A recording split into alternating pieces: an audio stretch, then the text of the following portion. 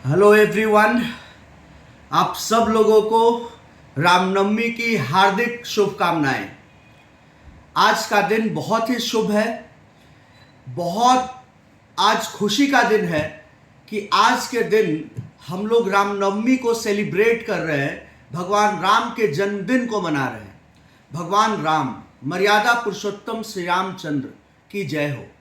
भगवान राम मर्यादा पुरुषोत्तम श्री रामचंद्र का जन्म आज ही के दिन अयोध्या में, जो कोसल के नाम से भी लोग कहते हैं, अयोध्या में जन्म हुआ था महाराज दशरथ और माता कौशल्या के यहाँ।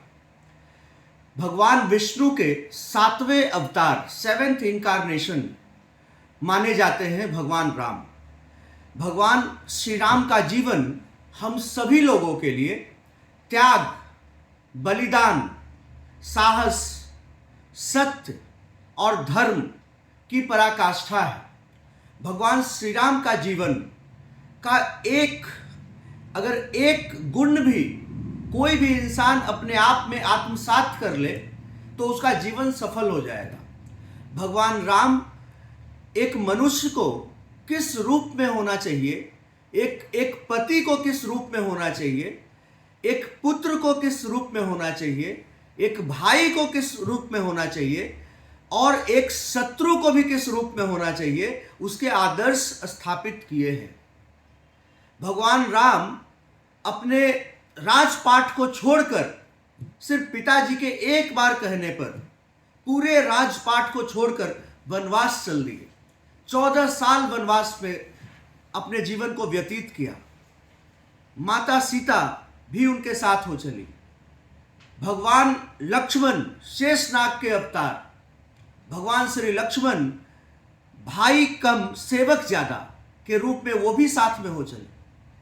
भगवान राम और लक्ष्मण, अगर भाई के संबंध का वर्णन किया जाए तो भगवान राम और भगवान लक्ष्मण के संबंध से बेहतर संबंध हो ही नहीं सकता। आप भगवान हनुमान के बारे में भी पढ़ते हैं तो कहा जाता है कि भगवान हनुमान भगवान राम के सबसे बड़े सेवक रहे। लेकिन क्या लक्ष्मण जी सबसे बड़े सेवक नहीं रहे? लक्ष्मण जी जो कभी रात में सोए ही नहीं। तो इनके जीवन को, अगर आप इनके जीवन काल को देखिए, रावण को मारने के बाद भी भगवान श्री राम ने लक्ष्मण को बोला कि जाकर के रावण जो कि बहुत विद्वान आदमी था,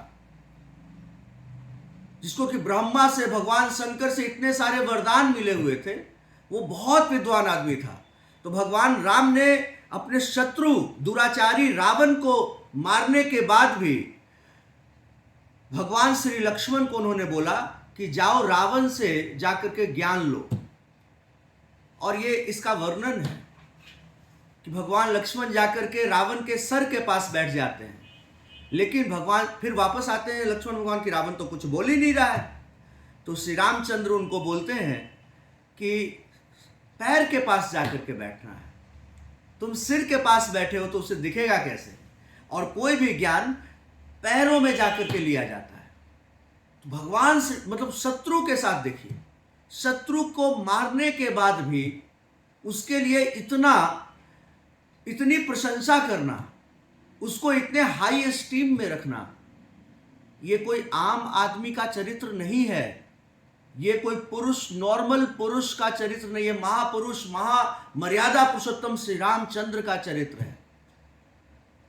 भगवान श्री रामचंद्र, अगर कोई शत्रु का भाई भी है, उसको किस तरह से अपनाया जाता है, विभीषण का उदाहरण है। सोने की लंका जीतने के बाद जैसा वादा किया गया था, उसी प्रकार विभीषण को सोने की लंका सौंप देना, यह मर्यादा पुरुषोत्तम श्री रामचंद्र का गुण है। कोई भी राजा अपने वादे से पलट जाता और उस पर कब्जा कर लेता, लेकिन वो भगवान श्री रामचंद्र थे। बाली को मारने के बाद सुग्रीव को किष्किंधा का राजपाट सौंप देना, यह भगवान श्री रामचंद्र का गुण है। भगवान श्री रामचंद्र सबरी के यहां बेर खाए, केवट के नाव से चले, और केवट का जो प्रसंग है भगवान श्री रामचंद्र के साथ, आप समझ सकते हैं कि एक मल्लाह का भगवान श्री रामचंद्र, मर्यादा पुरुषोत्तम श्री रामचंद्र, इतने आदर्शवादी राजा और इतने भोले, इतने सिंपल, इतने सौम्य तरीके से बातचीत करना, आदर करना केवट का, ये कोई आम बात नहीं है। भगवान श्री राम का भरत के साथ बातचीत, भरत का खड़ाऊ को लेकर के आना चित्रकूट पे, और भगवान श्री राम और वन देवी के, जब भगवान भरत आने वाले थे तो भगवान श्री राम और वन देवी के बीच के जो वार्तालाप है, ये सब इतने इमोशनल हैं, इतने भावनात्मक हैं कि आपको जान करके, समझ करके, पढ़ करके आपके आंखों में आंसू आ जाएंगे कि जिस मां ने भरत के लिए भगवान श्री राम को वनवास दिलवा दिया महाराज दशरथ से, उनका बेटा जिसको राजगद्दी पर बैठना था, वो खड़ाऊ को लेकर के अपने सर पर लेकर के भगवान श्री राम के पास आते हैं और उसी खड़ाऊ को ले जाकर के वापस उस गद्दी पे रखा जाता है। तो जब भगवान भरत आने वाले थे तो वन देवी को भगवान श्री राम बोलते हैं कि हे वन देवी, तुम रास्ते के सारे कांटों को हटा देना, रास्ते के जो भी कष्ट देने वाले, जो दुर्गामी, जो कष्ट देने वाली वस्तुएं हैं, जो कांटे हैं, जो उबड़ खाबड़ है, उसको ठीक कर देना, क्योंकि मेरा भाई भरत आ रहा है। तो वन देवी ने पूछा कि अयोध्या का राजा, भगवान श्री राम का भाई, महाराज दशरथ का बेटा क्या इतना कोमल है कि वो वन के रास्ते से नहीं आ सकता? तो उन्होंने ये बात भगवान श्री रामचंद्र से पूछी कि क्या आपका भाई इतना कोमल है कि जहां से, जिस रास्ते से उसके बड़े भाई आए, उस रास्ते से वो नहीं आ सकते? तो भगवान श्री राम ने बहुत ही मार्मिक बात कही, इसको आप सुनिएगा और आत्मसात करिएगा।